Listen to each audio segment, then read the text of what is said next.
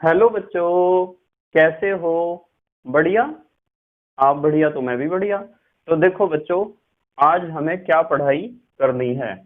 आज है बेटे हमारे पास क्लास 12th का यूनिट नंबर 5 का वीडियो नंबर 19। तो बेटे ये 5वीं यूनिट का 19वां वीडियो है। और इससे पहले 18 वीडियो आपको प्लेलिस्ट में भी मिल जाएंगे और नीचे बेटे डिस्क्रिप्शन में भी मिल जाएंगे। और कुछ समय बाद आई बटन में भी लिंक आ जाएगा, जहां आप यूनिट नंबर 5 को पूरा पढ़ सकते हो और अपने सुंदर से नोट्स बना सकते हो, जो एग्जाम में आपकी बहुत ज्यादा हेल्प करेंगे। ठीक है बेटे। तो आज का हमारा टारगेट है कोलाइडी विलियन बनाने की विधियां या methods of preparation of colloidal solutions. तो बेटे आज हम पढ़ेंगे कि कोलाइडी विलियन किन किन विधियों द्वारा बनाए जा सकते हैं। ठीक है बेटे। तो चलो बच्चों, जल्दी से आज की पढ़ाई शुरू करते हैं।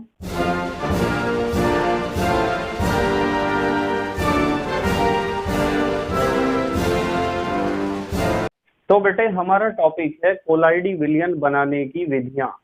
तो हमें सीखना है कि आप कोलाइडी विलियन बनाने के लिए मुख्य रूप से किन किन विधियों का प्रयोग कर सकते हो। ठीक है बेटे।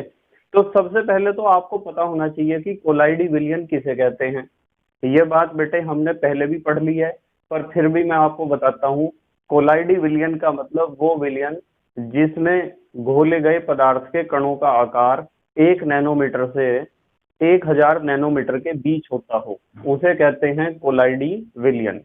अब दूसरी बात मैं आपको बताऊं कि यदि हम कोलाइड की बात करें तो बेटे कोलाइड तो दो तरह के होते हैं। एक तो होते हैं द्रव स्नेही और एक होते हैं द्रव विरोधी। तो यदि मैं द्रव स्नेही कोलाइड की बात करूं ना, तो आपने पढ़ रखा है कि द्रव स्नेही कोलाइड वे कोलाइड होते हैं जो द्रव के संपर्क में आते ही तुरंत कोलाइडी विलियन बना लेते हैं। और द्रव विरोधी कोलाइड वे कोलाइड होते हैं या वे पदार्थ होते हैं जो द्रव के संपर्क में आते ही तुरंत कोलाइडी विलियन नहीं बनाते हैं।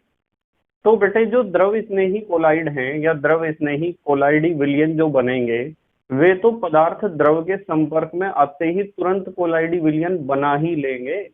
तो उनके कोलाइडी विलियन बनाने के लिए हमें किसी विशेष विधि की आवश्यकता नहीं पड़ेगी। किनके बेटे? द्रव स्नेही। तो हम द्रव स्नेही कोलाइडी विलियन बिल्कुल भी नहीं बनाएंगे इस टॉपिक में। पर जो द्रव विरोधी कोलाइड हैं, वे द्रव के संपर्क में आते ही तुरंत कोलाइडी विलियन नहीं बनाते हैं। इसलिए उनका कोलाइडी विलियन बनाने के लिए हमें जरूरत पड़ती है कुछ विशेष विधियों की। तो हमारा टॉपिक रिलेटेड है द्रव विरोधी कोलाइड से। इस बात को आपको समझना पड़ेगा। तो देखो बेटे, हम यहाँ सबसे पहले मेंशन क्या करेंगे? हम मेंशन करेंगे कि द्रव स्नेही कोलाइड, ध्यान से समझेंगे सब बच्चे बेटे। द्रव स्नेही कोलाइड, कोलाइड लिख दो या कोलोइड लिख दो, एक ही बात है। द्रव स्नेही कोलाइड द्रव के संपर्क में आते ही द्रव के संपर्क में आते ही तुरंत कोलाइडी विलियन बना लेते हैं। ध्यान से समझियो बेटे सब। तुरंत क्या बना लेते हैं? कोलाइडी विलियन बना लेते हैं। इसलिए इनका कोलाइडी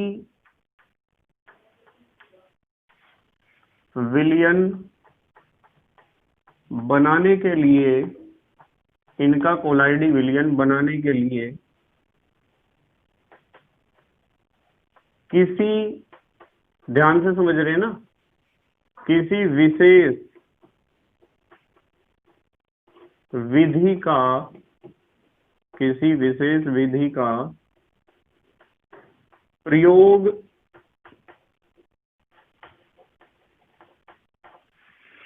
नहीं करना पड़ता है। तो आपको पता है कि जो द्रव स्नेही कोलाइड पदार्थ हैं वो तो बेटे द्रव के संपर्क में आते ही तुरंत कोलाइडी विलयन बना लेते हैं। तो उनका कोलाइडी विलयन बनाने के लिए किसी विशेष विधि का प्रयोग क्यों करेंगे हम तो करने के ही नहीं उनका, वो तो आसानी से कोलाइडी विलयन बना लेते हैं। तो यहां लिखेंगे हम परंतु द्रव विरोधी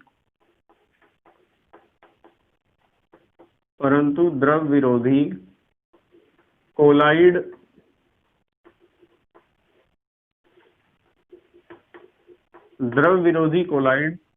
द्रव के संपर्क में आते ही तुरंत, समझ रहे ना बेटे, ये बात मैंने आपको पहले भी पढ़ा रखी। द्रव के संपर्क में आते ही तुरंत कोलाइडी विलयन नहीं बनाते हैं, क्योंकि द्रव विरोधी है ना बेटे। क्या है? द्रव विरोधी। अतः इनका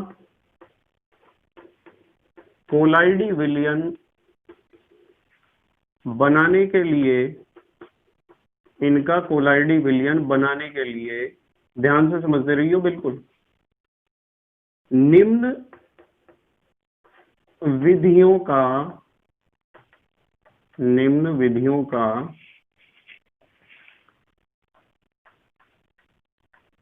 प्रयोग किया जाता है।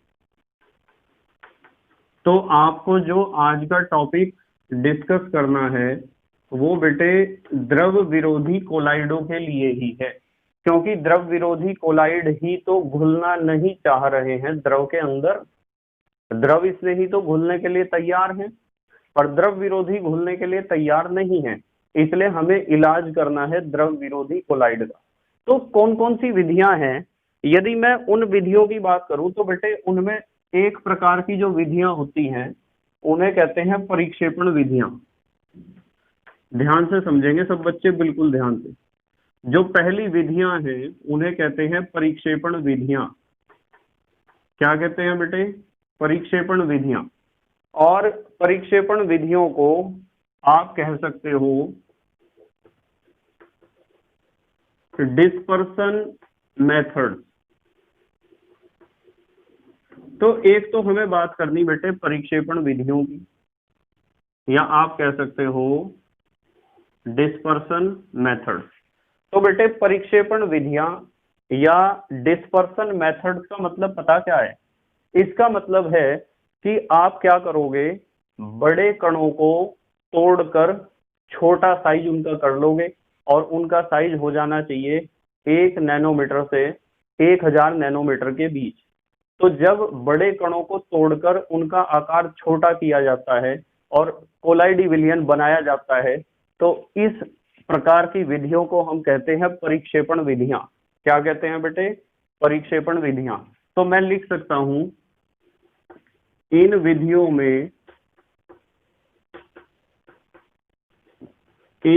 में बड़े आकार के कणों को, बड़े आकार का मतलब जिनका साइज 1000 नैनोमीटर से बड़ा है। बड़े आकार का मतलब ये है बेटे, बड़े आकार के कणों को छोटे आकार के कणों में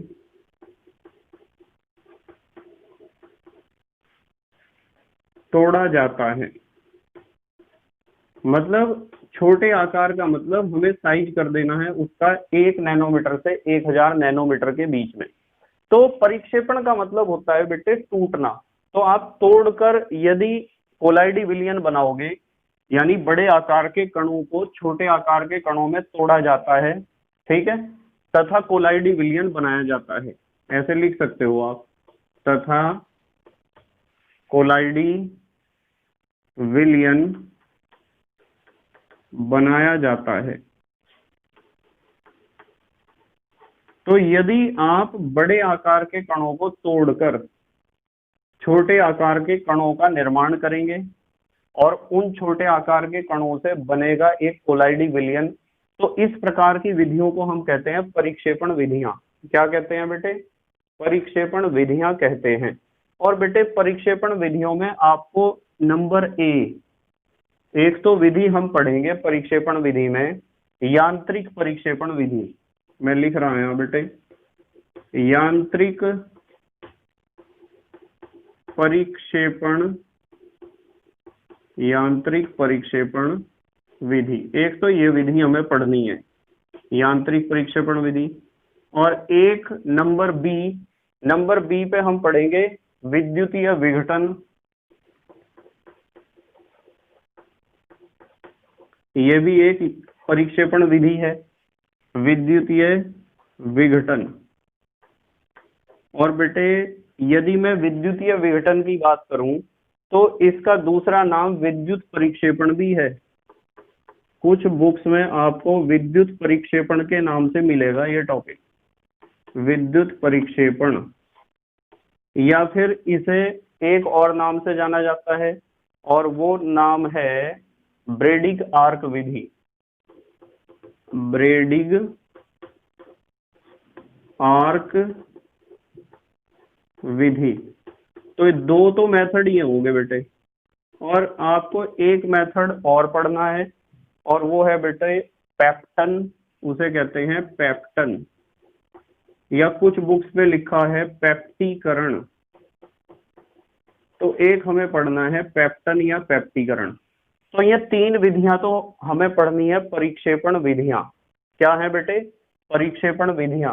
आपको पता होना चाहिए कि परिक्षेपण विधियों में हम क्या करते हैं, जो बड़े आकार के कण हैं उन्हें तोड़कर हम कर देते हैं छोटे आकार का, यानी 1 नैनोमीटर से 1000 नैनोमीटर के बीच, और फिर बनाते हैं उनका कोलाइडी विलयन। ठीक है बेटे, चलो दूसरी विधियों की बात कर रहे हैं, नंबर 2। पहली तो थी हमारे पास परिक्षेपण विधियां, दूसरी है बेटे संघनन विधियां। दूसरी होती हैं संघनन विधियां। क्या नाम है बेटे इनका? संघनन विधियां, या संघनन विधियों को आप कह सकते हो कंडेंसेशन मेथड्स। तो कंडेंसेशन मेथड्स या संघनन विधियां या कंडेंसेशन मेथड्स का क्या मतलब है, आपके समझ में आ गया होगा। भाई परिक्षेपण विधियों में हमने क्या करा है, बड़े कणों को तोड़ा है छोटे कणों में, और यहाँ क्या होगा, यहाँ संघनन विधियों में क्या होगा कि जो छोटे कण हैं, छोटे का मतलब जिनका आकार 1 नैनोमीटर से कम है, छोटे कणों को हम आपस में जोड़कर उनका आकार बढ़ाएंगे और कोलाइडी विलयन बनाएंगे। तो हम लिख सकते हैं इन विधियों में, ध्यान से समझते रहियो बेटे, इन विधियों में छोटे कणों को, छोटे का मतलब जिनका साइज 1 नैनोमीटर से कम है, छोटे कणों को आपस में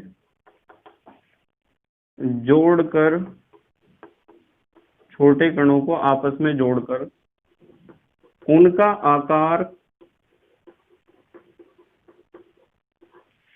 आकार बढ़ाया जाता है, उनका आकार बढ़ाया जाता है तथा कोलाइडी विलयन बनाया जाता है। तो हम क्या करते हैं, छोटे कणों को आपस में जोड़ते हैं और उनका आकार बढ़ जाता है, जिससे बनता है कोलाइडी विलयन। इसमें हम पहला जो मेथड पढ़ेंगे उसका नाम होगा विलायक विनिमय। विलायक विनिमय द्वारा, यानी हमें क्या करना है, सॉल्वेंट एक्सचेंज करना है।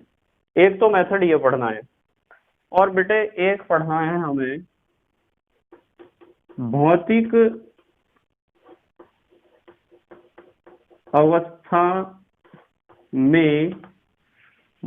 अवस्था में परिवर्तन द्वारा,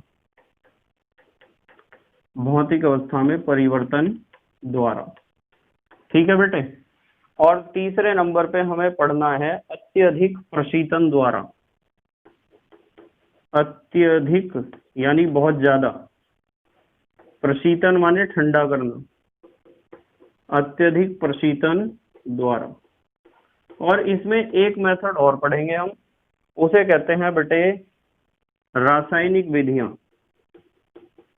रासायनिक विधियों में बहुत थोड़ी सी बात हमें सीखनी है कि रासायनिक विधियों के द्वारा आप किसी कोलाइडी विलयन को कैसे प्राप्त कर सकते हो। ठीक है बेटे। तो ये सारे मेथड्स हमें एक तो याद रखने हैं कि कौन कौन सी परिक्षेपण विधियां हैं और कौन कौन सी संघनन विधियां हैं। जल्दी से स्क्रीनशॉट लो, फिर इन्हें सबको एक एक करके हम पढ़ेंगे। ले लिया बेटे स्क्रीनशॉट?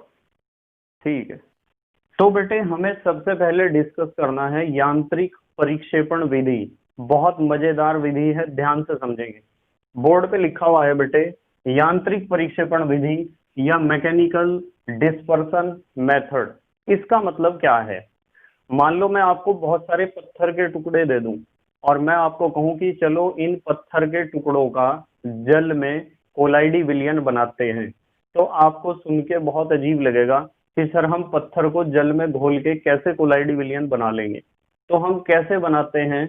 यांत्रिक परिक्षेपण विधि का प्रयोग करके किसी द्रव विरोधी कोलाइड का कोलाइडी विलयन। इस बारे में चलो बात करते हैं बेटे, ध्यान से समझेंगे सब बच्चे। मैं समझाता रहूंगा और ये जो चित्र बना रखा है इसके बारे में भी मैं एक्सप्लेन करूंगा बीच में ही, ध्यान से समझेंगे सब। बेटे सबसे पहले आपको जो भी पदार्थ दिया गया है जिसका आपको बनाना है कोलाइडी विलयन, आप सबसे पहले क्या काम करोगे कि उस पदार्थ को पीसकर उसका चूर्ण बना लोगे। तो मैं लिखूंगा पदार्थ को पीसकर, पदार्थ को पीसकर उसका चूर्ण, चूर्ण कह दो या पाउडर कह दो, एक ही बात है, पाउडर भी कह सकते हो आप, चूर्ण या पाउडर बना लेते हैं। बताओ ये काम कर लोगे क्या कि आप उस पदार्थ को पीस लेंगे? और इसमें नहीं पीसना कभी सोचोगे ये पीसने के लिए ही हमने चूर्ण बनाने के लिए ही मशीन रख रखी है। यह है तो मशीन ऐसी जैसा आप अनाज पीसने के लिए अपना ले जाते हो ना, अनाज पिसवाने के लिए, मशीन तो बिल्कुल ऐसी ही है। पर यह मशीन का नाम है कोलाइडी मिल। इसमें आप उस पदार्थ को नहीं पीसोगे और उसका चूर्ण नहीं बनाओगे। तो सबसे पहले आप पदार्थ को पीसकर उसका क्या बना लोगे बेटे? चूर्ण। उसके बाद क्या करोगे? पाउडर बनाने के बाद उसके बाद आप करोगे कि वो जो आपने पाउडर बनाया है या चूर्ण बनाया है उस चूर्ण को आप द्रव में घोल दोगे या पानी में घोल दोगे। तो हम लिखेंगे बेटे अगले पॉइंट पे, चूर्ण को, चूर्ण लिख दो या पाउडर लिख दो, एक ही बात है, चूर्ण को द्रव में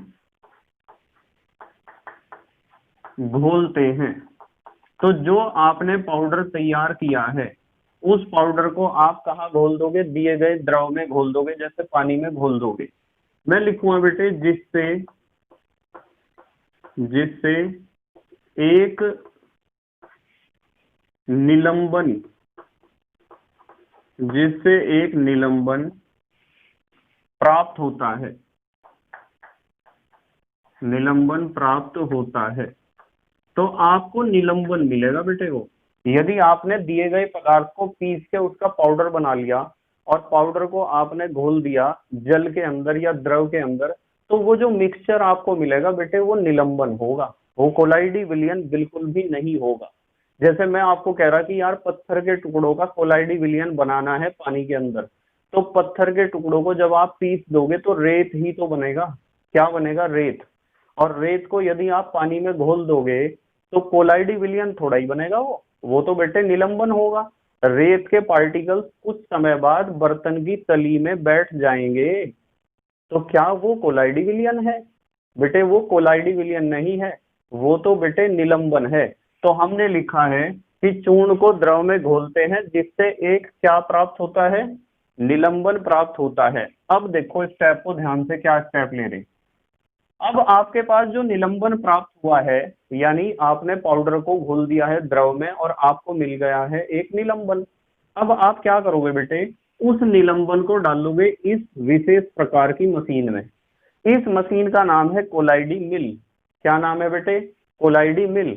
और कोलाइडी मिल में आपको दिख रहे होंगे दो पार्ट, क्या कहते हैं इन्हें? चक्की के पार्ट।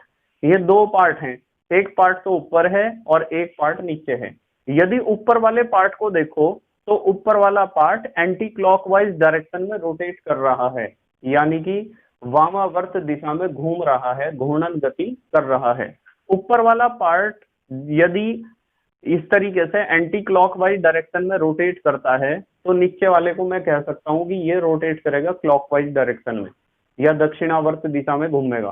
तो दोनों पार्ट एक दूसरे के अपोजिट डायरेक्शन में रोटेट करते हैं, विपरीत दिशा में घूमते हैं। ऐसी हमारे क्षेत्र में होती है अनाज पीसने वाली चक्की, ठीक है, जिस पे आप पिसवाने जाते हो अनाज को, यानी गेहूं या चावल को या किसी भी अनाज को पिसवाने जाते हो। पर उसमें और इसमें डिफरेंस पता क्या है बेटे? सेम मशीन नहीं है दोनों। इसका और उसका डिफरेंस है कि इसके जो दोनों पार्ट है ना, ये पहला ऊपर वाला पार्ट और नीचे वाला पार्ट, पार्ट बोल रहा बेटे मैं, पार्ट, चक्की के पार्ट, ठीक है। ये जो दोनों पार्ट हैं, इन पार्ट के बीच की जो दूरी है ना, ध्यान से समझियो इस बात को, कि दोनों पार्ट के बीच की जो दूरी है, जो गैप है उनके बीच, वो बेटे 1 नैनोमीटर से 1000 नैनोमीटर के बीच में है। और जो कोलाइडी विलियन आपने बनाया है, यहाँ जो आपने क्या बनाया बेटे? निलंबन जो बनाया है, निलंबन के कणों का आकार है 1000 नैनोमीटर से बड़ा, और आप उस निलंबन को डाल रहे हो किसमें? कोलाइडी मिल में।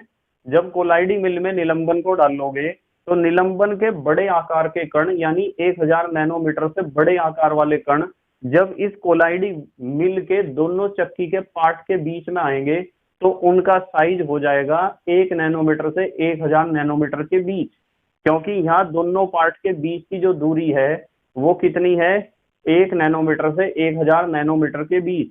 तो आपको जो बाहर की तरफ चक्की के पार्ट के बीच में से जो भी पार्टिकल बाहर को निकलते हुए नजर आएंगे, वे बाहर जो निकलेगा वो घोल पानी का विलयन जो बाहर निकलेगा, उस पदार्थ का जो भी विलयन बाहर निकलेगा वो बेटे कोलाइडी विलयन होगा।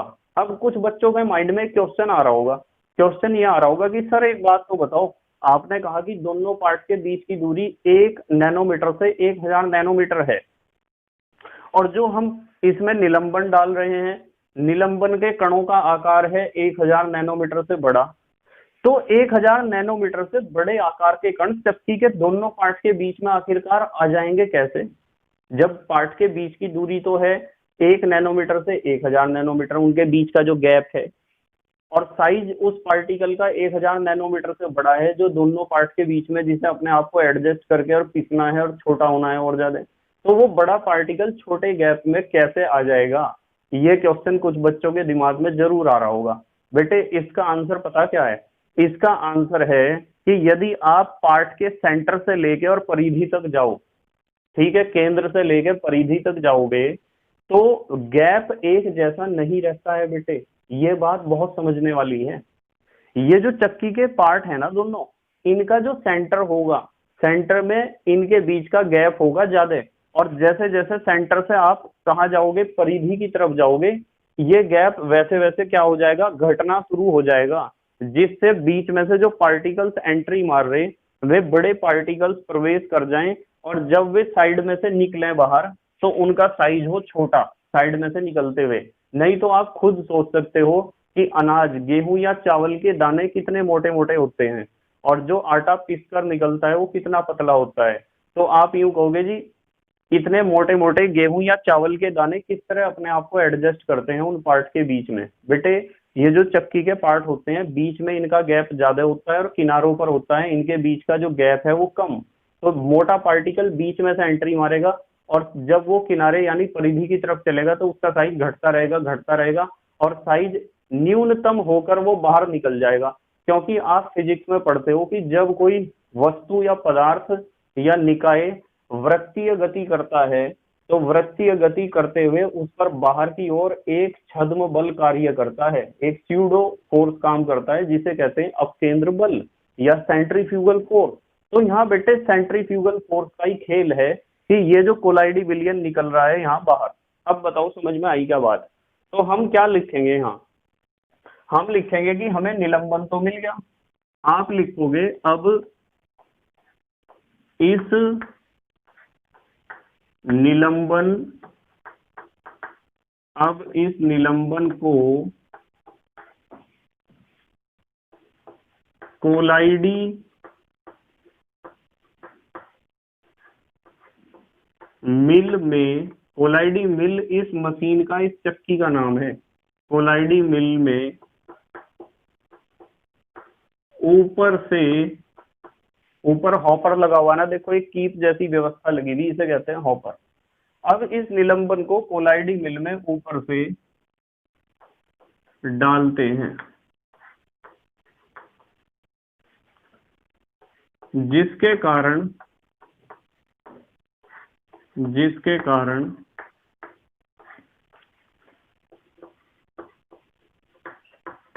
निलंबन के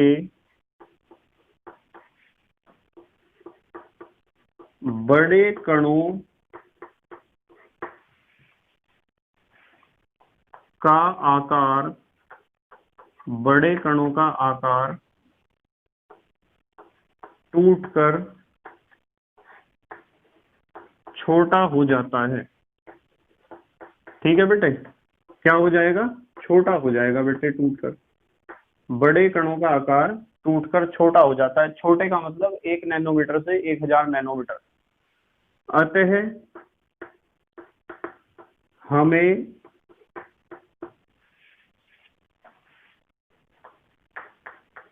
कोलाइडी विलयन, अतः हमें कोलाइडी विलयन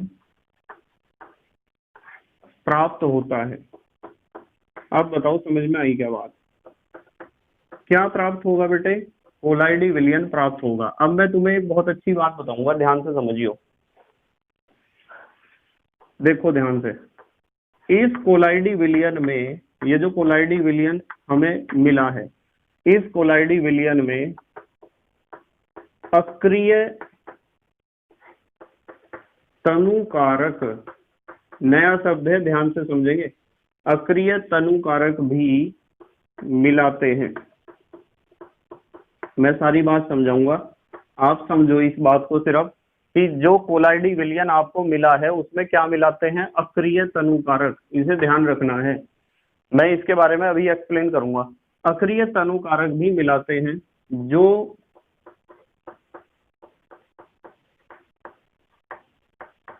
कोलाइडी कणों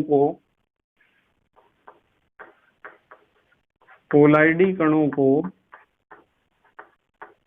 आपस में जुड़ने नहीं देता है। मतलब कहीं ऐसा ना हो जा, कि वे कोलाइडी विलयन जो आपने बनाया ना, और उस कोलाइडी विलयन के जो कोलाइडी कण हैं वे आपस में जुड़ने लग जाएं, जुड़ने शुरू हो जाएं। और यदि वे कण आपस में जुड़ने शुरू हो गए ना, तो साइज फिर दोबारा बढ़ेगा, और साइज बढ़ेगा तो कोलाइडी विलयन फिर दोबारा से किस में बदल जाएगा? निलंबन में बदल जाएगा। तो हमने इसमें मिलाया है अक्रिय तनुकारक, तो जिससे कणों को आपस में जुड़ने नहीं देता है, जो कणों को जुड़ने नहीं देता है, तथा कोलाइडी विलयन पुनः निलंबन में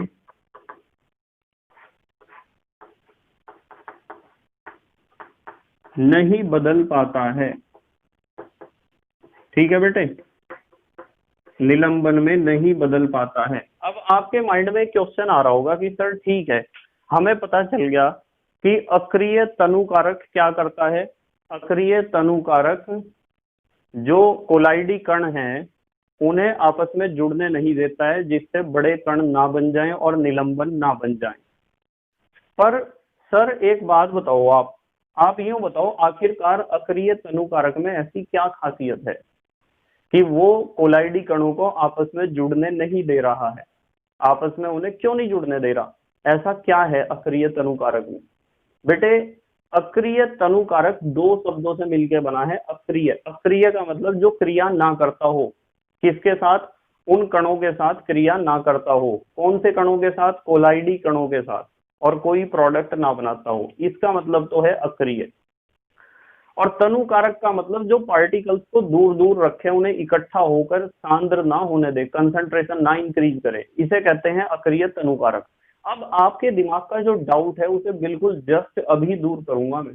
आपके दिमाग का डाउट है कि वे जो पार्टिकल्स हैं, कोलाइडी कण हैं, वे कोलाइडी कण आपस में क्यों नहीं जुड़ पा रहे हैं? आपस में क्यों नहीं जुड़ पा रहे वे कोलाइडी कण? आखिरकार ऐसा अक्रिय तनुकारक ने कौन सा गेम खेल दिया? बेटे मैं आपको स्पष्ट करता हूं कि जो अक्रिय तनुकारक होता है, वो अक्रिय तनुकारक होता है कोई विद्युत अपघटय। क्या होता है?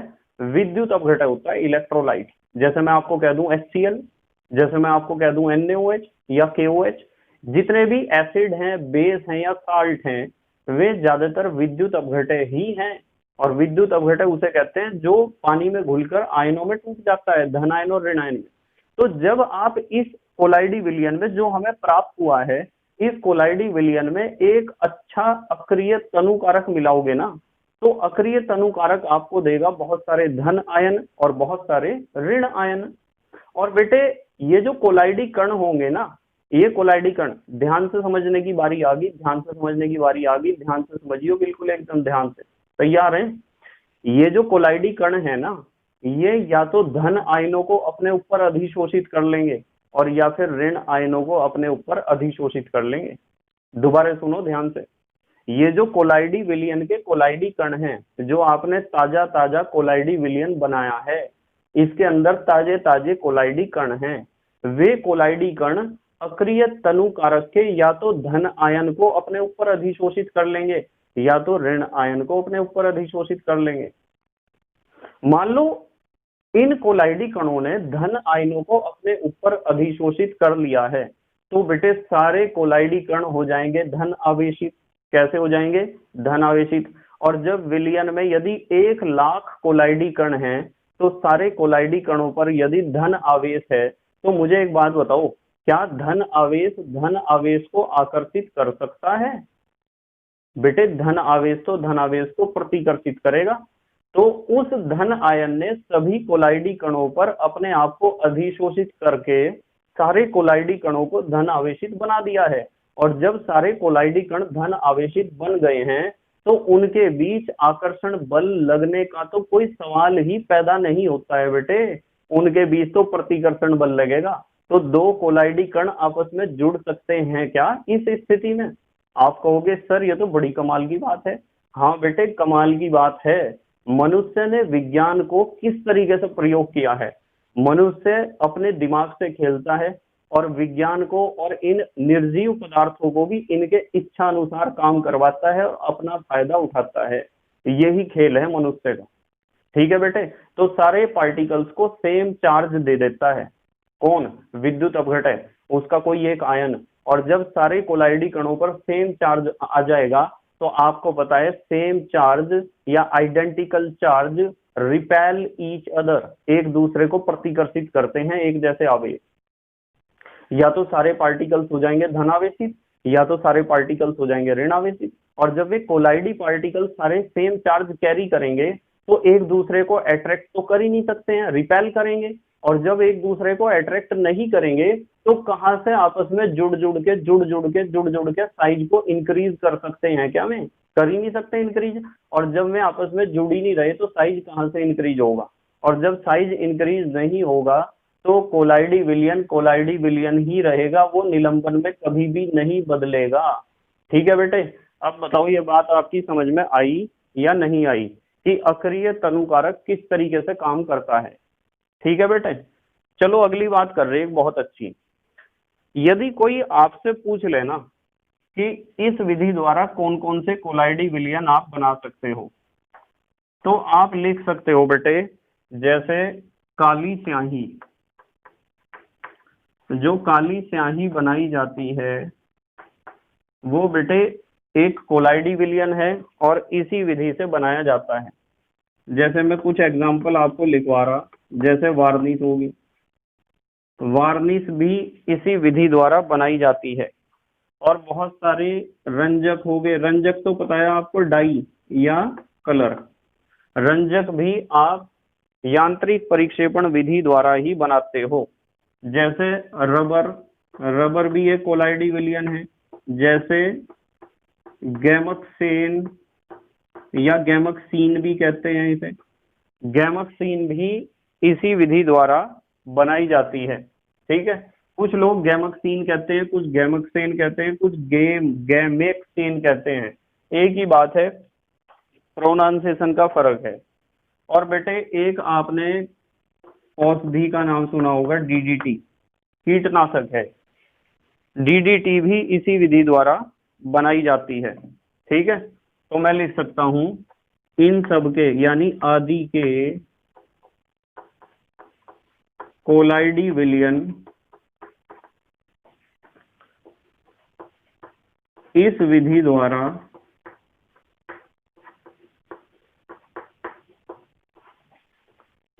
प्राप्त किए जाते हैं।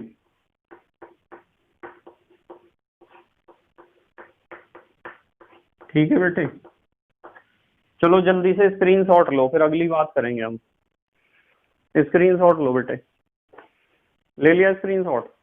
ठीक है बेटे, नंबर 2 पे हम पढ़ेंगे विद्युतीय विघटन या ब्रेडिग आर्क विधि या विद्युत परिक्षेपण या इलेक्ट्रिकल डिस्पर्सन मेथड। बहुत इंपॉर्टेंट है आपके एग्जाम के लिए, ध्यान से समझेंगे सब बच्चे। देखो बेटे, सबसे पहले बात, ये चित्र जो बना रखा है इसके बारे में मैं एक्सप्लेन करूंगा पूरा डिटेल में, आप ध्यान से समझेंगे।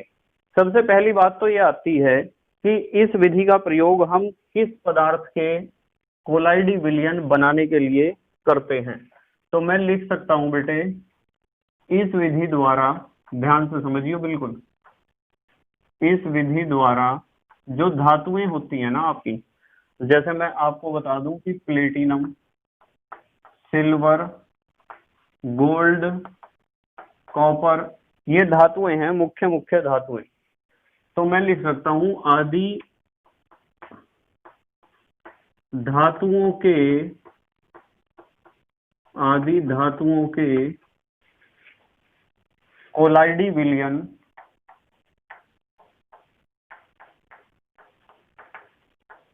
बनाए जाते हैं। ठीक है बेटे, तो एक बात तो यह ध्यान रखनी है कि आप जो ब्रेडिग आर्क विधि है उससे आप धातुओं के कोलाइडी विलयन बना सकते हो। जैसे यहाँ लिख रखा प्लेटिनम, सिल्वर, गोल्ड, मान लो आपको सोने को पानी में घोलना है और कोलाइडी विलयन बनाना है, तो इस विधि का आप प्रयोग करोगे, क्योंकि सोने को पानी में घोलना कोई आसान काम तो है नहीं।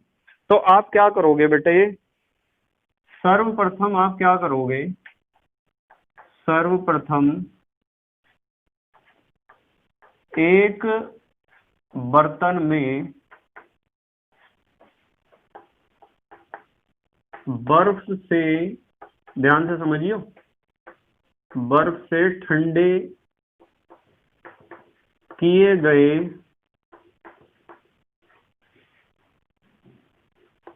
जल को, बर्फ से ठंडे किए गए जल को लेते हैं। तो आप सबसे पहले क्या काम करोगे, एक बर्तन में बिल्कुल ठंडा पानी लोगे और ठंडा पानी बर्फ से ठंडा किया गया। देखो यहाँ हमने दोनों बर्तनों के बीच में क्या भर रखा है, आइस प्लस NaCl, यानी बर्फ और नमक। बर्फ और नमक का जो मिश्रण होता है, इस मिश्रण को कहते हैं हिमकारी मिश्रण, या इंग्लिश में कहते हैं बेटे फ्रीजिंग मिक्सचर। ये जो हिमकारी मिश्रण या फ्रीजिंग मिक्सचर है, इसकी खासियत ये है कि इसके अंदर जो भी पदार्थ आप रखोगे उसे बहुत ज्यादा समय तक ठंडा रखेगा। ये कौन, हिमकारी मिश्रण। आपने कभी नोट करा होगा, और यदि नोट नहीं करा तो आप इस बात को जरूर नोट कर लेना कि जो गर्मियों के दिनों में आइसक्रीम वाले आते हैं हमारे घरों के बाहर आइसक्रीम सेल करने के लिए, तो बेटे उन आइसक्रीम के जो वो होते हैं, ढक्कन होता है ऊपर से उनकी रेडी का खुलने वाला, उस ढक्कन को जरा खोल के यूं कहना कि अंकल जी मैं भी देखना चाहता हूं कि इसके अंदर क्या है। तो उसके अंदर दो आपको कैबिनेट मिलेंगे, एक तो बीच वाला हिस्सा मिलेगा और एक बड़ा हिस्सा मिलेगा। तो जो बीच वाला पार्ट है उसके अंदर उसने रख रखी होती है आइसक्रीम, और बाहर वाले पार्ट के और अंदर वाले पार्ट के बीच में उन्होंने भर रखा होता है बर्फ और नमक, और वे बर्फ और नमक को भर के तोड़ते हैं आइसक्रीम की जहां फैक्ट्री होती है वहां पर। तो वे बर्फ और नमक का यूज करते हैं आइसक्रीम को ज्यादा समय तक ठंडा रखने के लिए, क्योंकि यहाँ जो बेटे बर्फ का हिमांक है या आप कह दो गलनांक है, वो एक अणु संख्या गुणधर्म है। ये बात आपको समझनी पड़ेगी बेटे। हमने हालांकि इसके बारे में पिछले यूनिट्स में डिस्कस कर लिया है, पर गलनांक या हिमांक बर्फ का एक अणु संख्या गुणधर्म है, और जब वो अणु संख्या गुणधर्म है तो बेटे अणुओं की संख्या पर तो निर्भर करेगा ही, और अणुओं की संख्या बढ़ाने के लिए तो हमने इसमें क्या मिलाया है, नमक। जब हम छोटे थे तो घरों में रेफ्रिजरेटर नहीं हुआ करते थे, मैं अपनी बात कर रहा हूं बेटे। तो घरों में रेफ्रिजरेटर या फ्रिज नहीं होते थे, और हमारा भी मन करता था आइसक्रीम खाने का घर की बनी हुई, यानी कि कढ़े हुए दूध की आइसक्रीम। तो कढ़े हुए दूध की आइसक्रीम हम कैसे बनाते थे कि 50 पैसे का या 1 रुपए का बर्फ ले आते थे, और बर्फ को पीस के उसमें मिलाते थे नमक, और नमक मिला के एक बड़ा बर्तन लेते थे और एक छोटा बर्तन लेते थे। बड़े बर्तन और छोटे बर्तन के बीच में हम भरते थे क्या, आइस और NaCl यानी बर्फ और नमक, और उसके अंदर हम रखते थे अपना वो मिक्सचर, वो दूध, और उसमें बहुत सारे अच्छी अच्छी चीजें घोल के जिसकी हमें बनानी है आइसक्रीम, और उसे रख देते थे एक मोटे कपड़े में लपेट कर। मोटे कपड़े का मतलब जिसमें उष्मा की हानि ना हो, हीट जो है हमारी वो वेस्ट ना हो, ऐसे मोटे कपड़े के अंदर। या फिर घरों में जो हमारे पशु होते हैं उनके खाने के लिए होता है भूसा, भूसे के अंदर रख देते थे। और अब जब हम कुछ समय बाद चेक करते थे या कुछ घंटों बाद चेक करते थे तो हमारा दूध बदल जाता था आइसक्रीम में। तो ऐसे पहले भी लोग घर पे बनी हुई आइसक्रीम खाया करते थे, जैसे आज खाते हैं। आज तो रेफ्रिजरेटर में आप एकदम आइसक्रीम बना लेते हो, पर दिमाग पहले भी था लोगों के अंदर, और पहले भी अपने हर एक काम को करते थे। तो यहाँ बेटे हमने आइस प्लस NaCl यानी हिमकारी मिश्रण से ठंडा पानी लिया है। तो हमने लिखा है कि सर्वप्रथम एक बर्तन में लिखेंगे बेटे, सर्वप्रथम एक बर्तन में बर्फ से ठंडे किए गए जल को लेते हैं। तो बर्फ से ठंडा किया गया जल हम एक बर्तन में लेंगे, ठीक है। उसके बाद एक चीज ध्यान रखनी बेटे, आपको ध्यान से समझियो। जल में थोड़ा NaOH या KOH, NaOH या KOH मिलाते हैं। तो उस पानी में, ठंडे पानी में थोड़ा सा NaOH या KOH हमें मिलाना है, ठीक है। अब सवाल ये है कि क्यों मिलाना है सर NaOH या KOH। मैं लिख सकता हूं यहां, जो स्थायी कारक का कार्य करता है, स्थायी कारक का कार्य लिख दो या काम लिख दो, एक ही बात है। अब आप मुझे यूं बताओ बेटे कि मैंने आपको बता दिया है या नहीं बताया है स्थायी कारक। मैंने स्थायी कारक के बारे में बहुत सारी बातें आपको सिखाई हैं, ठीक है। अब क्या काम करना है, देखो ध्यान से देखियो। अब जिस धातु का कोलाइडी विलयन बनाना होता है, जिस धातु का कोलाइडी विलयन बनाना होता है, उसके दो इलेक्ट्रोड, देखो चित्र में देखो, दो इलेक्ट्रोड तैयार करते हैं, यानी कि दो इलेक्ट्रोड आप उसके बना लो। देखो यहाँ तो क्या है, फ्रीजिंग मिक्सचर है या हिमकारी मिश्रण है, अंदर ठंडा पानी है, पानी में आपने क्या घोल रखा है, NaOH या KOH, जो क्या है अक्रिय तनुकारक है। जिस धातु का कोलाइडी विलयन बनाना है उस धातु के आपने क्या लिए, इलेक्ट्रोड, लिखा हुआ है धातु इलेक्ट्रोड, ठीक है। अब जब आपने धातु के इलेक्ट्रोड बना लिए तो क्या करोगे आप, अब आप इन दोनों इलेक्ट्रोडों को हाई वोल्टेज में टच करोगे, टच स्पर्श पानी के अंदर ही। तो जब हाई वोल्टेज पे इन्हें टच करोगे तो इनमें होगी स्पार्किंग। क्या होगी? स्पार्किंग, चिंगारी पैदा होगी। आप उसे स्पार्क कह दो या आप उसे कहते हो आर्क या हिंदी में कहते हो स्फुलिंग। ठीक है, तो जब स्पार्किंग होगी या आर्क पैदा होगा या स्फुलिंग होगी तो उससे चिंगारी पैदा होगी और टेम्परेचर बहुत ज्यादा राइज करेगा, ताप बहुत ज्यादा बढ़ जाएगा। और जब बेटे ताप बहुत ज्यादा बढ़ेगा ना, तो ताप बढ़ने से क्या होगा कि धातु की यहाँ से ताप बढ़ने से धातु का वाष्पन होना शुरू हो जाएगा, वेपोराइजेशन, और धातु के वाष्प ऊपर उठेंगे इसी।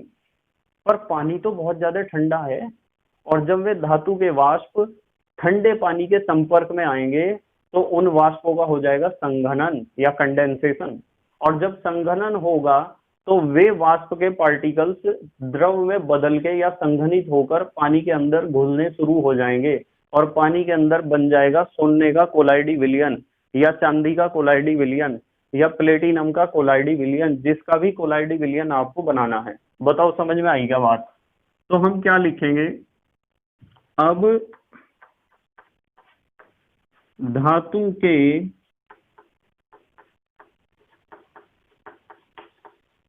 इलेक्ट्रोडों को, धातु के इलेक्ट्रोडों को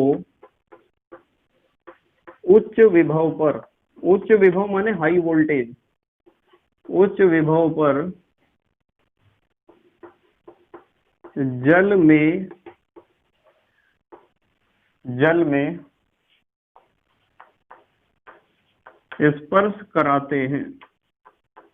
उन्हें टच कराएंगे बेटे हम दोनों इलेक्ट्रोडों को, जिससे स्पार्क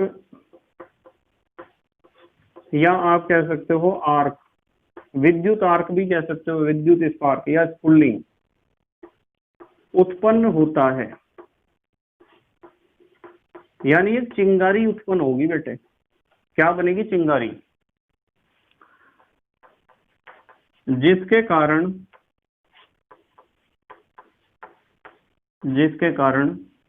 ताप बहुत अधिक क्या हो जाता है?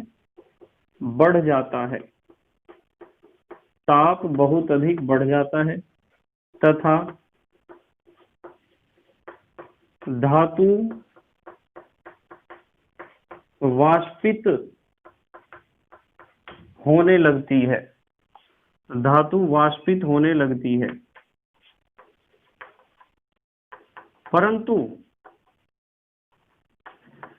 परंतु ये वाष्प ठंडे जल के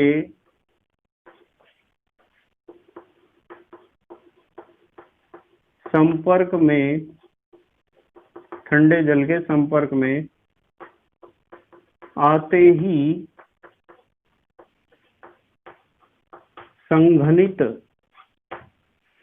संघनित होने लगती है।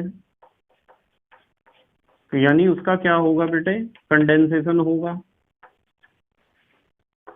अतः संघनित होने लगती है, अतः धातु का जल में कोलाइडी विलयन बनने लगता है। अब बताओ समझ में आई क्या बात? आप आगे बेटे समझ में? अच्छा, जो बच्चे कुछ ज्यादा जिज्ञासु हैं, ज्यादा सीखना चाहते हैं, उन्हें एक बहुत अच्छी बात बताऊंगा, ध्यान से समझिए। वैसे तो बेटे बहुत सारी बातें हैं बताने के लिए मेरे पास, पर सारी बातों को हम वीडियो में इसलिए डिस्कस नहीं कर पाते क्योंकि लेंथ हो जाती है बहुत लंबी। पर फिर भी यार एक बात सुनो ध्यान से। देखो बेटे, यहाँ यदि हम बात करें ना कि हमने जब धातु के दोनों इलेक्ट्रोड को टच करा तो धातु के जो बड़े पार्टिकल्स थे वो छोटे पार्टिकल्स में कन्वर्ट हुए, यानी वाष्प बनी। तो यहाँ तो हुआ परिक्षेपण, यानी कि बड़े कणों को छोटे कणों में तोड़ना, परिक्षेपण। पर जब वाष्प ऊपर उड़ के जा रही थी तो ठंडे जल ने उसे क्या करा? संघनित कर दिया, यानी कि इस बार छोटे पार्टिकल्स कन्वर्ट हुए हैं कुछ बड़े पार्टिकल्स में। तो यदि कोई मेरे से पूछे ना कि जो ब्रेडिंग आर्क विधि है वो एक प्रकार की परिक्षेपण विधि है या संघनन विधि है, क्या उसमें आप बड़े पार्टिकल्स को छोटे पार्टिकल्स में कन्वर्ट कर रहे हो या छोटे पार्टिकल्स को बड़े पार्टिकल में कन्वर्ट कर रहे हो? तो मेरा जवाब बेटे पता क्या होगा? मेरा जवाब ये होगा, ध्यान से देखो, मेरा जवाब होगा यह विधि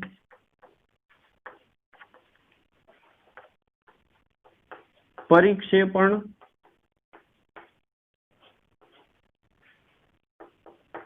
तथा संघनन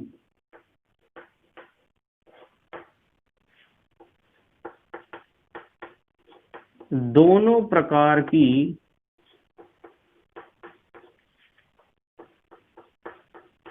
विधियों का मिश्रण है।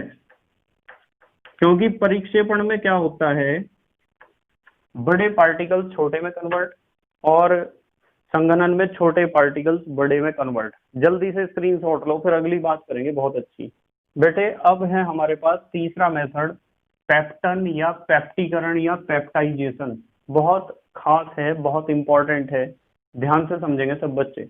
मान लो आपके पास कोई ताजा अवक्षेप है, समझ रहे ना सब बेटे? मान लो आपके पास क्या है, कोई अवक्षेप है जो आपने अभी प्राप्त किया है, ताजा अवक्षेप। अवक्षेप का मतलब होता है कि बहुत सारे जो पार्टिकल्स हैं वे आपस में जुड़ के उन्होंने गुच्छे बना लिए, तो उसे कहते हैं अवक्षेप।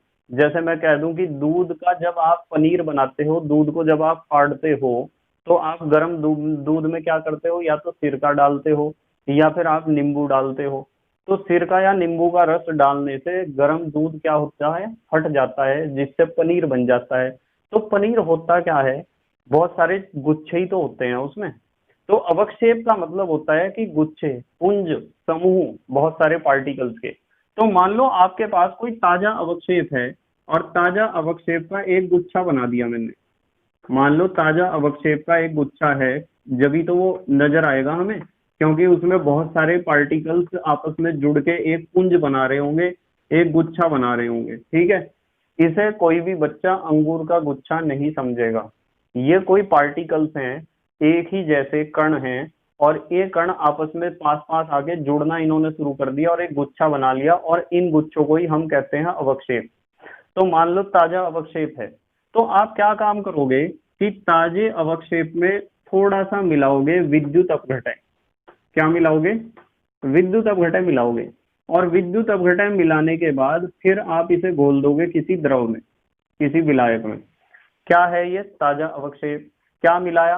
विद्युत अपघटय मिलाया। और किस में घोल दिया? द्रव में घोल दिया। तो जब आप इतनी काम करोगे तो इतना काम करने से आपको मिल जाएगा कोलाइडी विलयन, उस पदार्थ का कोलाइडी विलयन जिस पदार्थ का ये अवक्षेप है। अब आप सोच रहे होंगे कि सर ऐसा होगा कैसे? ये बात तो हमें समझ में ही नहीं आई कि आखिरकार ये हमने जो ताजा अवक्षेप लिया उसमें विद्युत अपघटय मिलाया, फिर उसे द्रव में घोल दिया, तो कोलाइडी विलयन कैसे मिल गया? ऐसे मिला बेटे कि आप जब किसी ताजे अवक्षेप में विद्युत अपघटय की उपस्थिति में उसे द्रव में घोल दोगे, तो आपको पता है विद्युत अपघटय में होते हैं धन आयन और ऋण आयन। तो विद्युत अपघटय का या तो धन आयन या फिर ऋण आयन अवक्षेप के ऊपर अधिशोषित हो जाएगा। मान लो मैं कह दूं कि ऋण आयन अधिशोषित हुआ है, तो हर एक पार्टिकल, यानी विद्युत अपघटय का कौन सा आयन मैं बोल रहा हूं? ऋण आयन। आप धन आयन भी बोल सकते हो। मान लो इसका ऋण आयन इसके ऊपर अधिशोषित हो गया है, हर एक पार्टिकल के ऊपर। तो मुझे यूं बताओ कि अवक्षेप का ये जो गुच्छा है, ये जो पुंज है, ये जो समूह है, इस समूह में जितने भी पार्टिकल्स हैं उन पार्टिकल्स के ऊपर यदि विद्युत अपघटय का ऋण आयन अधिशोषित हुआ है, तो क्या सारे पार्टिकल ऋण आवेशित नहीं हो जाएंगे? बताओ, हो जाएंगे या नहीं?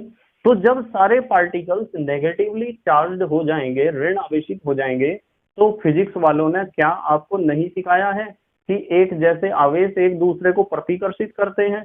तो आप कहोगे कि सर सिखाया है, बिल्कुल।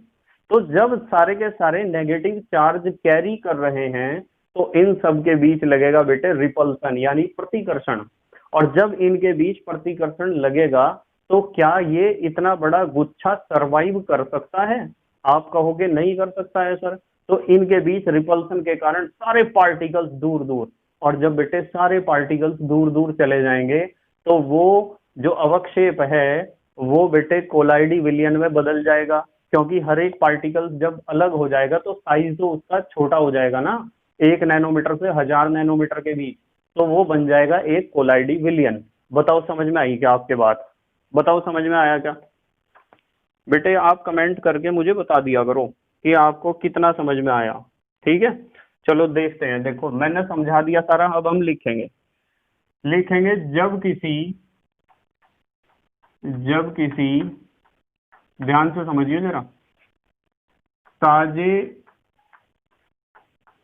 बने हुए जब किसी ताजे बने हुए अवक्षेप जब किसी ताजे बने हुए अवक्षेप को किसी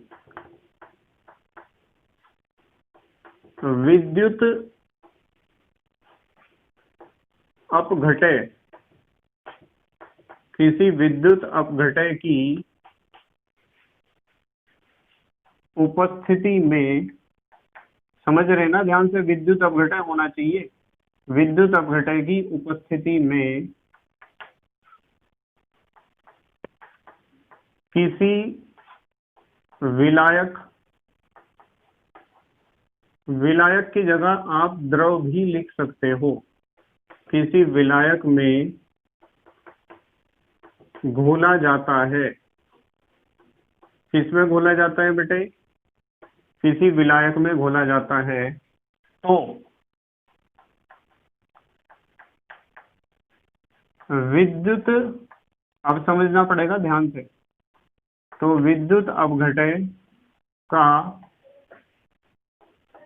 कोई एक आयन, या तो धनायन और या तो ऋणायन, कोई एक आयन, आपको पता है धनायन भी है इसमें, बहुत सारे ऋणायन भी हैं, अवक्षेप के कणों पर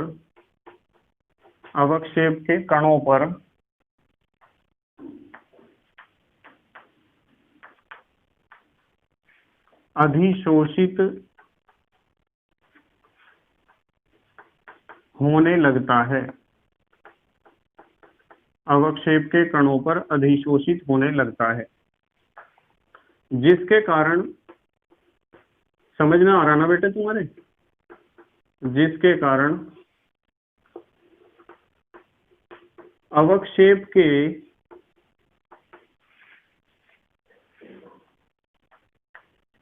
सभी कण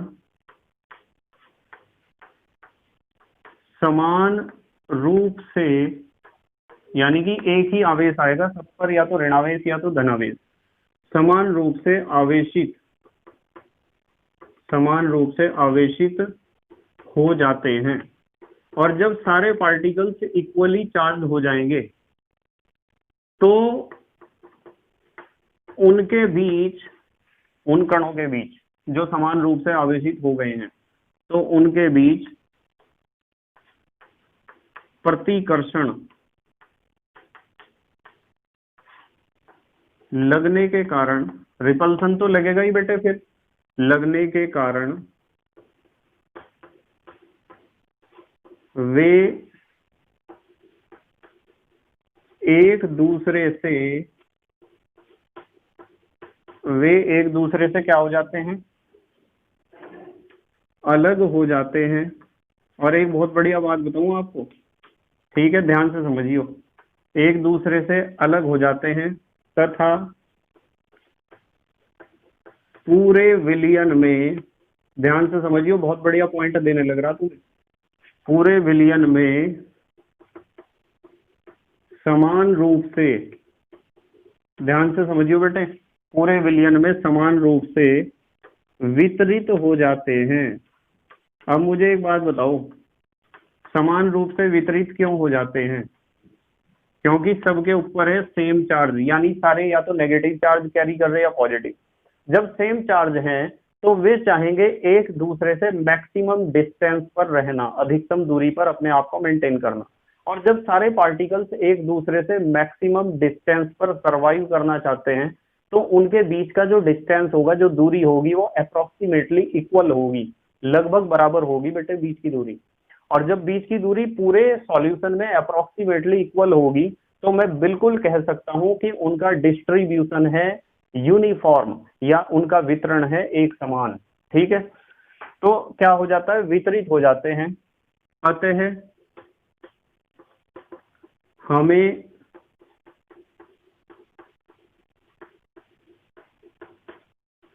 कोलाइडी विलयन, अतः हमें कोलाइडी विलयन प्राप्त होता है। अब बताओ बेटे, ये टॉपिक आपके समझ में आया या नहीं आया, यूं बताओ। उम्मीद है कि आपके समझ में आ गया होगा। अच्छा, इसका एक एग्जाम्पल बता दूं, बहुत अच्छा। इसका एग्जाम्पल है कि आप फेरिक हाइड्रोक्साइड का ताजा अवक्षेप ले लो। मैं लिख रहा हूं यहाँ ताजा अवक्षेप। मान लो आपके पास फेरिक हाइड्रोक्साइड का ताजा अवक्षेप है और आपने इसमें एक विद्युत अपघटक घोल दिया है FeCl3। कुछ मात्रा विद्युत अपघटक की चाहिए हमें। मैं लिख सकता हूं यहाँ विद्युत अपघटक, विद्युत अपघटक। और फिर आप इसे किसी भी विलायक में घोल दियो, जैसे जल एक सर्वोत्तम विलायक है। तो आपको क्या मिलेगा कि ये जो FeOH का होल थ्राइस है, यानी कि फेरिक हाइड्रोक्साइड का जो अवक्षेप है, इस फेरिक हाइड्रोक्साइड के अवक्षेप पर ये अधिशोषित हो जाएंगे Fe ट्रिपल पॉजिटिव आयन या Fe3+ आयन। ये इसके ऊपर अधिशोषित हो जाएंगे, और जब ये इसके ऊपर अधिशोषित हो जाएंगे, और साथ में मैं लिख सकता हूं कि 3 Cl नेगेटिव आयन भी अधिशोषित होंगे। जब आपने इसका अधिशोषण वाला चैप्टर जब आप शुरुआत से पढ़ रहे थे, तो आपको एक बात इसमें सीखनी है कि ये जो आपके फेरिक हाइड्रोक्साइड का अवक्षेप है, इसके ऊपर Fe ट्रिपल पॉजिटिव या Fe3+ आयन अधिशोषित हुए हैं। ये तो बनी है प्राइमरी लेयर, प्राथमिक सतह या परत, यह दूसरी परत है। दूसरी परत बेटे स्थायी नहीं होती है, इससे कोई लेना देना नहीं है, भले ही हमने इसे रिप्रेजेंट कर रखा हो यहाँ। पहली परत यानी पहले कौन सा आयन अधिशोषित हुआ है, धन आयन। तो जितने भी फेरिक हाइड्रोक्साइड के पार्टिकल्स होंगे वे सारे हो जाएंगे धन आवेशित, और जब सारे धन आवेशित हो जाएंगे तो उनके बीच लगेगा प्रतिकर्षण, और जब उनके बीच प्रतिकर्षण लगेगा तो वे सारे एक दूसरे से दूर हट जाएंगे और बना लेंगे कोलाइडी विलयन। ठीक है, पहली परत और दूसरी परत, मुख्य अधिशोषण, और इसे कह सकते हो आप अक्रिय अधिशोषण या एक नाम मात्र का अधिशोषण। इन सारे पॉइंट्स को भी मुझे बहुत अच्छी तरीके से निचोड़ना है तुम्हारे सामने। सारा जूस निकाल दूंगा इस चीज का कि कैसे इसके ऊपर पॉजिटिव चार्ज आया, कैसे इसके ऊपर बेटे नेगेटिव चार्ज आया है। जल्दी से स्क्रीनशॉट लो और कुछ अच्छी बातें करेंगे। पहले हम ले लिया बेटे स्क्रीनशॉट, ठीक है बेटे। अब हम पढ़ेंगे नंबर 4 पर, विलायक विनिमय द्वारा या बाय सॉल्वेंट एक्सचेंज। आपको विलायक बदलना है। विलायक उसे कहते हैं जो अधिक मात्रा में उपस्थित होता है किसी भी विलयन में। अब इस मेथड को समझना थोड़ा मुश्किल होता है बच्चों के लिए, है तो बहुत आसान सा मेथड, पर बच्चों के मुश्किल से समझ में आता है। पर फिर भी मैं एक एग्जांपल लेके आपको समझा रहा हूँ, ध्यान से समझेंगे सब। मान लो मेरे पास बेटे, यहाँ मैं एक एग्जांपल लेके आपको एक्सप्लेन कर रहा कि मान लो मेरे पास सल्फर है। क्या है सल्फर? मीन्स गंधक। और आप सल्फर को घोल दो एल्कोहल में, ROH माने एल्कोहल। यदि आपने सल्फर को गंधक में घोल दिया है, सल्फर को सॉरी किस में घोल दिया है? एल्कोहल में घोल दिया है, तो आपको मिलता है एक वास्तविक विलयन। क्या मिलता है बेटे? वास्तविक विलयन आपको मिलता है, या जिसे आप कह सकते हो ट्रू सॉल्यूशन। यहाँ सल्फर क्या है? सल्फर है बेटे विलेय। विलेय उसे कहते हैं जो कम मात्रा में उपस्थित कंपोनेंट हो। और अल्कोहल क्या है? विलायक। अल्कोहल क्या है बेटे? विलायक, क्योंकि ये अधिक मात्रा में उपस्थित है। तो आप सल्फर को अल्कोहल में घोल दोगे तो आपको वास्तविक विलयन मिलेगा। अब समझना ध्यान से, आप क्या काम करो कि इस वास्तविक विलयन को घोल दो, किसमें? जल में घोल दो। चलो जल। तो जब आप इसे जल में घोल दोगे तो जल में घोलने पे पता क्या होगा कि ये जो अल्कोहल है ये तो घुलनशील है जल में, अल्कोहल तो पानी में घुल जाता है। आधी दुनिया का तो नाश इसी वजह से हो रहा कि मैं अल्कोहल में पानी घोल रहे या पानी में अल्कोहल घोल रहे रोज शाम को। ठीक है, आपको पता है ना अल्कोहल का मतलब क्या है। तो आपका यदि हम अल्कोहल की बात करें तो विलायक की बात करें, विलायक तो पानी में घुल जाता है और ये सल्फर पानी में नहीं घुलता।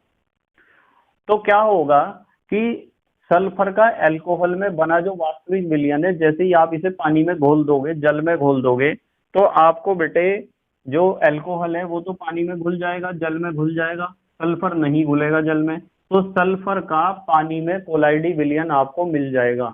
तो हमने वास्तविक विलयन को कोलाइडी विलयन में बदला है।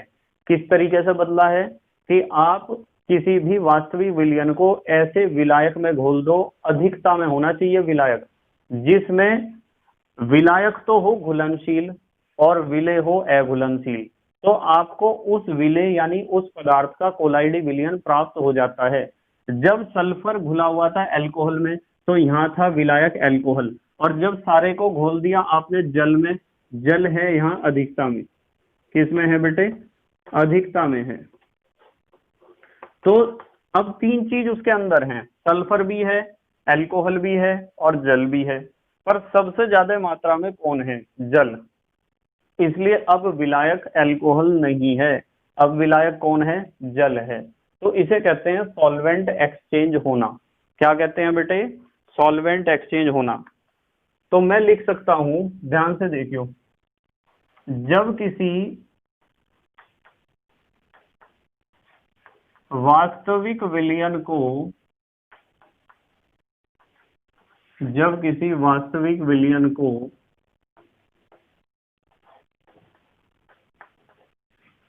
किसी, ध्यान से समझियो,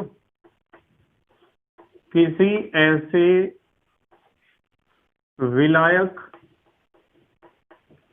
किसी ऐसे विलायक की अधिकता में, किसी ऐसे विलायक की अधिकता में घोला जाता है। अब देखो मैं क्या लिखूंगा, किसी ऐसे विलायक की अधिकता में घोला जाता है जिसमें विलायक, वो पहले वाला विलायक, जैसे पहले वाला विलायक कौन था? अल्कोहल, जिसमें विलायक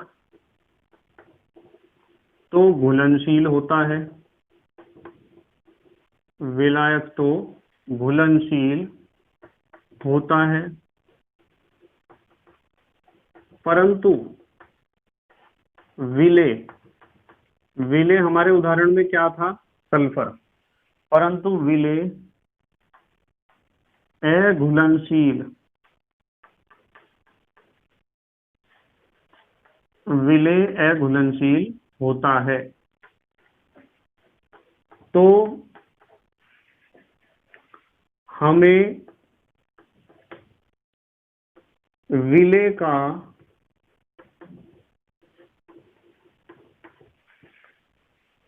कोलाइडी विलयन प्राप्त हो जाता है। विलेय का क्या प्राप्त हो जाता है बेटे? कोलाइडी विलयन। जैसे मैंने नीचे लिख रखा है एक एग्जाम्पल, ठीक है, तो आप वैसे यदि लैंग्वेज में एग्जाम्पल को लिखना चाहते हो तो ऐसे लिख सकते हो। आप लिख सकते हो, जब अल्कोहल में बने, अल्कोहल में बने सल्फर के वास्तविक विलयन को, वास्तविक विलयन को, अब देखियो जरा, जल की, देखो जल में ही तो हमने घोला था, जल की अधिकता में, जल की अधिकता में घोला जाता है। नींद तो नहीं आ रही किसी को? कभी तुम सोए पड़े हो और मैं पढ़ाता रहूं तुम्हें? ठीक है, सो ना जाइयो बेटे कोई सा भी। आप अपने पास में पानी रखा करो, पानी, पानी के छिंटे मुंह पे मारते रहा करो।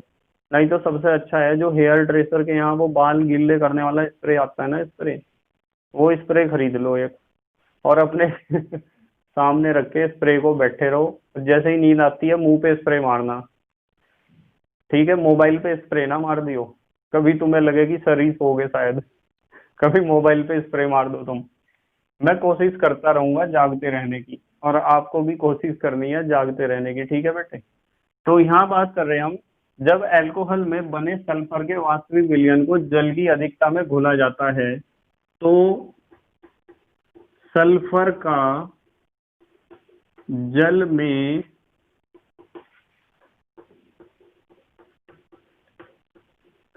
कोलाइडी विलयन प्राप्त होता है। अब मुझे एक बात बताओ आप कि क्यों होता है प्राप्त, क्योंकि सल्फर तो पानी में घुल नहीं पा रहा है। यदि सल्फर पानी में बहुत अच्छी तरीके से घुल जाता तो फिर तो सल्फर का पानी में वास्तविक विलयन ही बन जाता बेटे, पर अल्कोहल पानी में घुल पा रहा है। ये बात मैंने यहाँ आपको एक्सप्लेन कर दी कि क्यों हो रहा है ऐसा, ठीक है बेटे। जल्दी से स्क्रीनशॉट लो, फिर अगली बात करेंगे बहुत अच्छी। ले लिया बेटे स्क्रीनशॉट, ठीक है बेटे। अब ये कुछ छोटी सी विधियां हैं, इन छोटे छोटे से मेथड्स को देखते हैं, ध्यान से देखेंगे सब। देखो बेटे, नंबर 5 पे मैंने लिखा है भौतिक अवस्था परिवर्तन द्वारा या by change in physical state. तो भौतिक अवस्था में परिवर्तन द्वारा हम कोलाइडी विलयन कैसे बनाते हैं, देखो सल्फर, पारा आदि के कोलाइडी विलयन प्राप्त करने के लिए इनकी वाष्प को, ध्यान से समझियो, इनकी किसे, वाष्प को ठंडे जल में से प्रवाहित किया जाता है और इनमें उचित स्थायी कारक जैसे अमोनियम लवण मिलाते हैं। तो आपको यदि सल्फर या पारे का कोलाइडी विलयन प्राप्त करना है पानी के अंदर, तो सल्फर या पारे को पहले तो बदलो आप वाष्प में, और वाष्प में बदलने के बाद फिर आप उन्हें ठंडे पानी में प्रवाहित कर दो। तो ठंडे पानी में प्रवाहित होने से वाष्प का हो जाएगा संघनन। तो आप मुझे ये बताओ कि अवस्था में परिवर्तन किया है या नहीं किया है। अवस्था में तो बेटे परिवर्तन किया है, पहले तो हमने वाष्प में बदला है और फिर उसे संघनित करके द्रव अवस्था में बदला है। तो वाष्प में परिवर्तन, वाष्प का करा हमने किसमें, किसमें करा बेटे, द्रव में परिवर्तन किया है, द्रव अवस्था में संघनन के दौरान, और उसमें उचित स्थायी कारक भी मिला सकते हैं जैसे अमोनियम लवण। तो ये तो हो गया भौतिक अवस्था में परिवर्तन द्वारा। नंबर 6 पे हम बात करेंगे अत्यधिक प्रशीतन द्वारा या बाय एक्सेसिव कूलिंग। अत्यधिक प्रशीतन का मतलब बहुत ज्यादा ठंडा करना। आपको पता है कि वास्तविक विलयन के जो कण होते हैं उनके अंदर होती है गतिज ऊर्जा, और गति ऊर्जा होने के कारण वे करते हैं बहुत ज्यादा ब्राउनी गति, इसलिए एक दूसरे के संपर्क में नहीं आते और आपस में नहीं जुड़ते। पर यदि किसी तरीके से आप विलयन को बहुत ज्यादा ठंडा कर दो तो सारे पार्टिकल्स का एनर्जी कम हो जाता है। ठंडा करने से क्या होता है बेटे, ऊर्जा घट जाता है, और ऊर्जा घटेगा तो शायद में आपस में जुड़ना शुरू करेंगे, और जब वे आपस में जुड़ेंगे तो पार्टिकल्स का साइज बढ़ जाएगा और वो पहुंच जाएगा 1 नैनोमीटर से 1000 नैनोमीटर के बीच में। तो यहाँ हम नंबर 6 पे बात करेंगे अत्यधिक प्रशीतन द्वारा बाय एक्सेसिव कूलिंग। जल को ईथर या क्लोरोफॉर्म विलायक के साथ ठंडा करने पर, देखो जल है, जल, जल यहाँ विलायक नहीं है, ध्यान रखना है, पानी है। पानी को या तो घोल दो आप ईथर में और या तो घोल दो क्लोरोफॉर्म में। घोल दिया, ईथर या क्लोरोफॉर्म ज्यादा होना चाहिए और पानी होना चाहिए कम।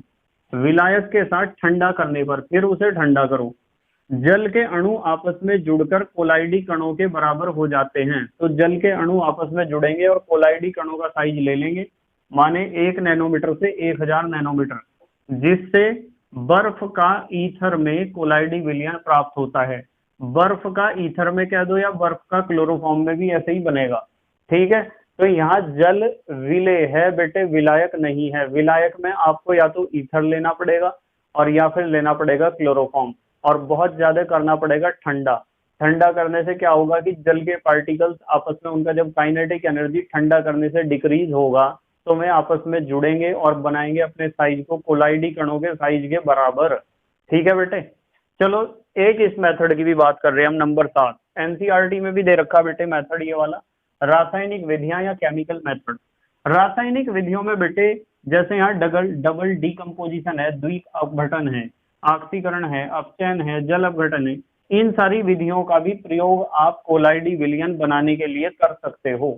जैसे पहले है आर्सेनियस ऑक्साइड, आर्सेनिक ऑक्साइड है और H2S के साथ हम इसकी रिएक्शन करा रहे हैं, तो यहाँ होगा द्विक अपघटन, यानी इसके आयन उसके पास और उसके आयन इसके पास, आयनों का हो जाएगा एक्सचेंज, उससे बनेगा आपका AS2S3 का सॉल, सॉल माने कोलाइडी विलयन, और साथ में बनेगा 3H2O। तो ये यदि आपको AS2S3 का कोलाइडी विलयन बनाना है तो आप द्विक अपघटन विधि का प्रयोग कर सकते हैं।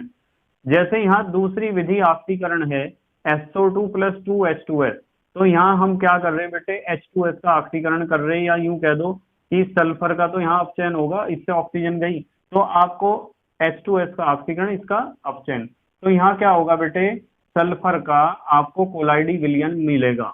और यहाँ तीसरे रिएक्शन में क्या होगा, FeCl3 + 3H2O, इसका यदि आप FeCl3 का जल अपघटन करते हो तो आपको फेरिक हाइड्रोक्साइड का कोलाइडी विलयन यानी सॉल मिलेगा। और इसी तरीके से AuCl3 + फॉर्मल्डिहाइड + H2O, ये क्या है, अपचयन। तो आप यदि AuCl3 का अपचयन करोगे तो आपको शून्य का कोलाइडी विलयन मिलेगा। ये रिएक्शंस आपको याद रखनी है एग्जाम के लिए। जल्दी से आप स्क्रीनशॉट लो, हमारे देश के प्यारे बच्चे जल्दी से स्क्रीनशॉट लेंगे बेटे। ले लिया स्क्रीनशॉट, ठीक है। तो बेटे मुझे उम्मीद है कि आज के टॉपिक्स आपके समझ में आए होंगे।